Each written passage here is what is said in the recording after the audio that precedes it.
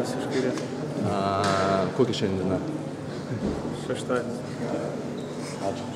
Kaip tos imtynės Savrasenka? Tai kiekvieną dieną, kiekvienas varžybos būna, bet praėjo gan ramiai.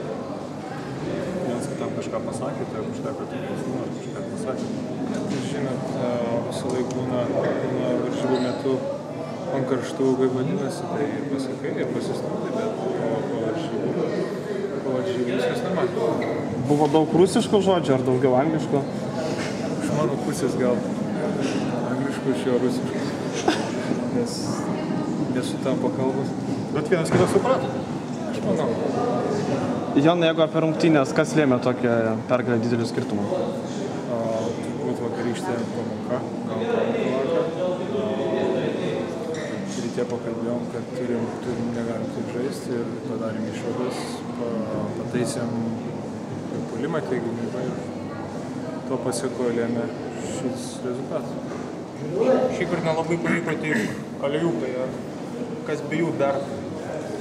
Ką reikia gerinti? Pavyko rezultatas, aš manau. Rezultatas buvo plius, tai kad ir nepavyko tų lygių. Gal kitas varžybos pavyks, svarbiausia, kad rezultatas mūsų nauda.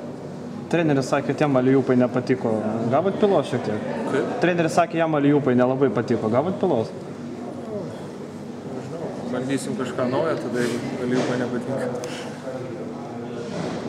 Jonai, kai stoji prie baudų metimo linijos ir Renas skandavo tavo vardą, kažkaip geresnis procentas pataikymų. Tai reikia paprašyti, kad dabar visą laiką tai bus. Bet pačiam netrukdo, sakykim. Ne, tikrai netrukdo, tikrai fanai yra šeštas žaidėjas. Ir apskritai šiandien atrodo, kad labai sėkmingai tave išnaudoja komandos draugai ir pats taip pat.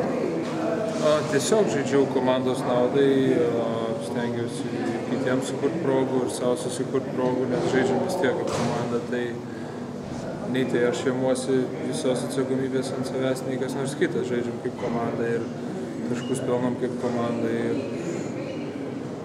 laisvai metam kaip komanda. Ačiū. Ačiū.